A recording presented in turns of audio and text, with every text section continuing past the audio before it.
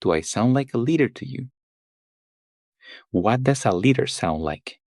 Is it someone who gives orders, someone who gives speeches, or someone who quietly gets people moving in the right direction without raising their voice?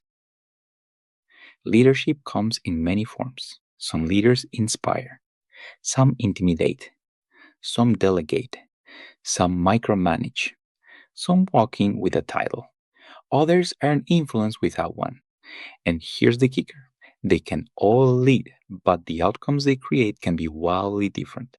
Because leadership isn't just about what you say or do, it's about how you use your power and whether people want to follow you or just have to.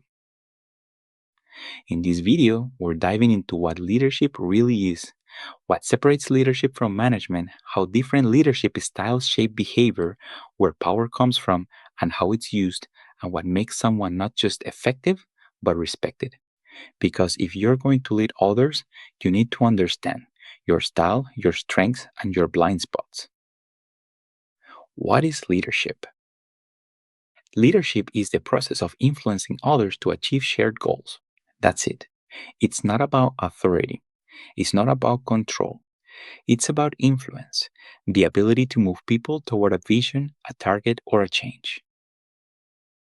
That influence might come from position, but it might also come from personality, trust, skill, or clarity. In fact, some of the most effective leaders aren't the ones with the highest title. They're the ones people want to follow because of how they show up. Leadership shows up when a shift leader gets their team to rally on a busy day. A student club president sets a new direction that excites people. A teammate builds consensus in a tense group project, or a coach motivates their players without yelling. The common thread: they move people towards something together. That's leadership. Now, here's where it gets interesting. You don't need to be in charge to be a leader. And just because you are in charge doesn't mean people see you as one. This is why we talk about formal versus informal leadership. Formal leaders have positional authority: managers, supervisors, elected officials. Informal leaders influence through respect, expertise, or relationships, even without a title. Think about that one person on a team who everyone looks to before making a decision, even though they're not technically in charge. That's an informal leader, and they matter just as much. So, what makes someone a leader? Three things: vision, they have a sense of where things are going or where they should be going. Communication, they share that vision in a way people understand and feel connected to. And influence, they inspire action, not through fear or force, but through alignment and trust. Now, let's be clear: leadership is not the same as management. Management is about order, planning, organizing, coordinating. Leadership is about movement, aligning, energizing, influencing. The best managers do both, but not all managers lead, and not all leaders manage. You need both skill sets, especially in complex, fast moving environments. And in today's world, where teams are flatter, work is more collaborative, and people crave authenticity over authority, leadership matters more than ever. Leadership versus management. Let's talk about a question that shows up in almost every workplace. Are you managing or are you leading? Because while the two roles overlap, they are not the same. Management is about systems. It's grounded in structure, consistency, and execution. Managers set schedules, assign resources, monitor performance, and create order out of chaos. They keep trains running on time. Leadership, on the other hand, is about direction.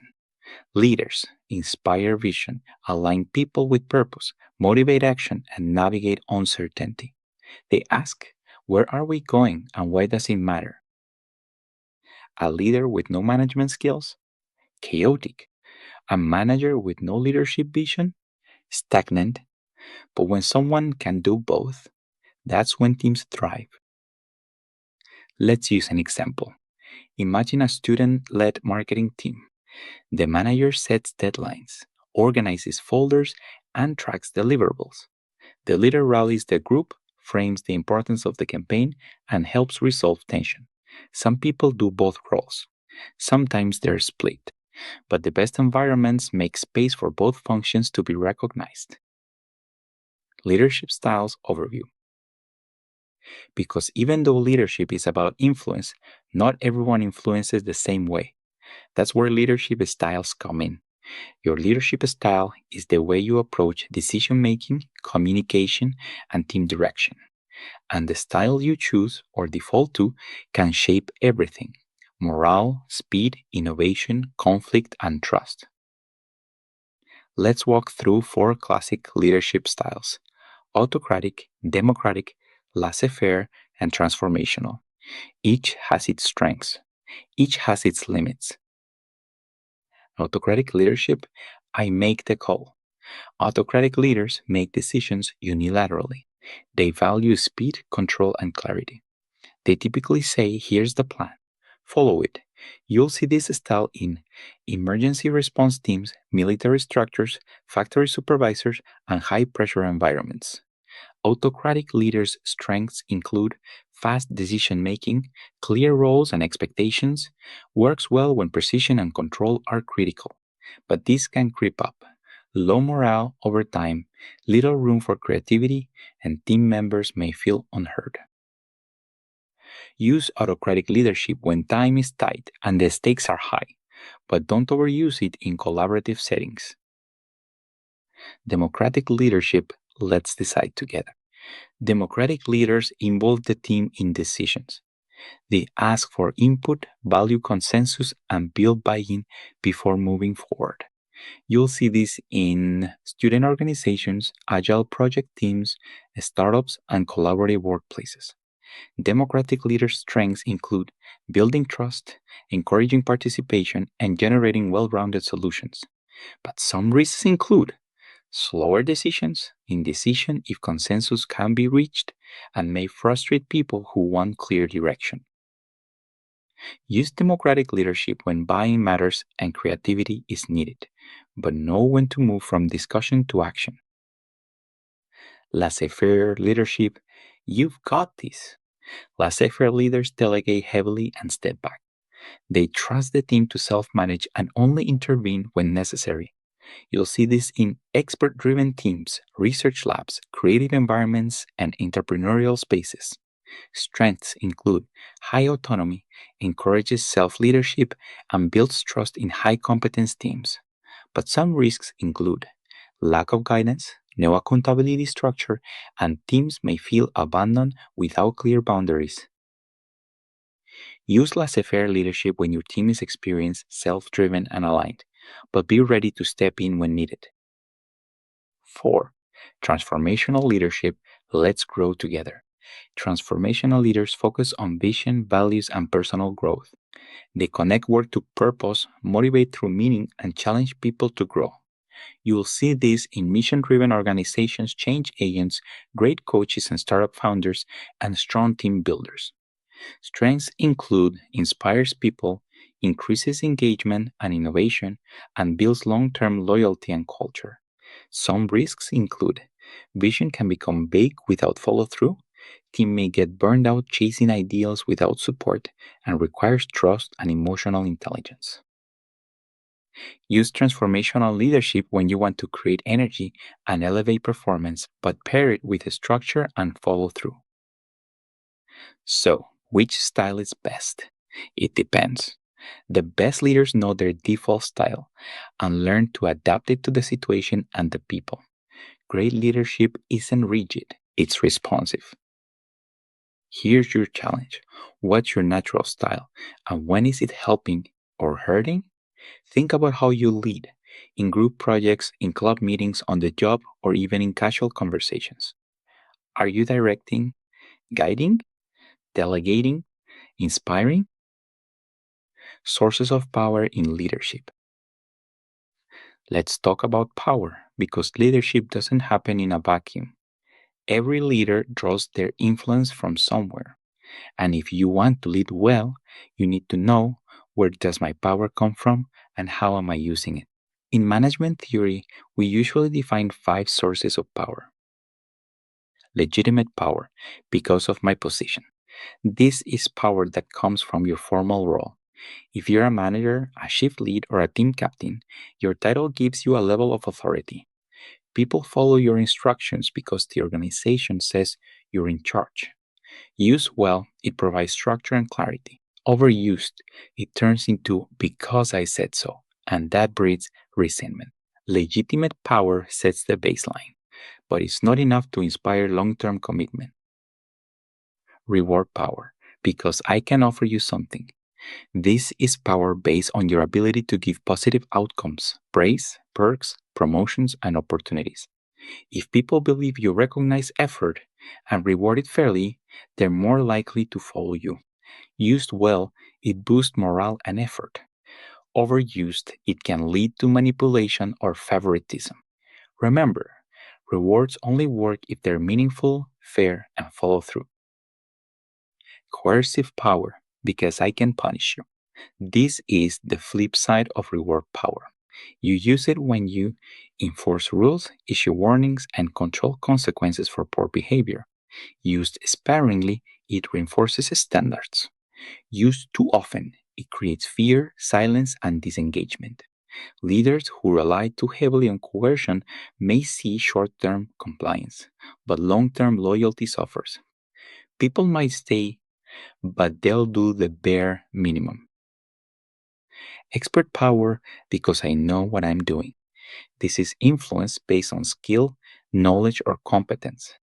People follow because they trust your judgment, not your title. Don't think of a tech lead who can debug anything, or a coach who's walked the path before, or a peer who's just really good at what they do. Used well, it builds credibility and respect. Used poorly, if the expert doesn't listen or share knowledge, they can become isolated. Great leaders use expert power to teach, not to show off. Referent power because I inspire you. This is the most personal and the most powerful. It comes from who you are, your integrity, your empathy, your presence, and your example. People follow you not because they have to or because you know more, but because they believe in you. Referent power shows up in mentors, transformational leaders, and peer influencers. Used well, it creates loyalty and deep trust. Abused, it can manipulate emotions or create unhealthy dependence. So, what's your power mix? Most effective leaders draw from multiple sources. They use legitimate power to set direction, reward power to reinforce effort, expert power to guide strategy, and referent power to build culture. And they keep coercive power in reserve for when standards truly need to be enforced. Effective leadership and flexibility. Because effective leadership isn't just about knowing your style or having power, it's about knowing when to adjust and how to adapt. Great leaders are flexible leaders. Imagine three different teams. A new hire is unsure, nervous, and still learning. A group of high performers is running at full speed, and a team is stuck in conflict and can't agree on a path forward. Should a leader approach all three the same way? Of course not. The first needs clarity and confidence, maybe a more directive style. The second needs space and support, maybe a laissez faire or transformational touch. And the third needs mediation, empathy, and structure, maybe a mix of democratic and autocratic to move forward. This is what we call situational leadership. You match your approach to the people, the task, the tension, and the timing. Think of leadership like a soundboard, not a switch. You're adjusting levels, not flipping between extremes. This doesn't mean losing who you are. It means learning to stretch. If your default is to take charge, learn to listen more. If you usually avoid conflict, learn when to step in. And if you love collaboration, learn when a decision just needs to be made. Flexibility doesn't mean weakness, it means maturity. Leadership isn't a title, it's not a personality type, and it's not a one size fits all formula. The leadership is the ability to influence people toward a goal and the wisdom to know how to do that depending on the situation. So here's your reflection prompt. Think of a time when you were led really well. What made that leader effective? Was it their communication, their tone, their decisiveness, or maybe the way they made space for others to grow? Now flip it. Think of a time when leadership fell flat. What was missing? Did the leader over control? Did they avoid decisions? Did they lack empathy or clarity? Leadership isn't about having all the answers. It's about asking better questions and adjusting as you grow.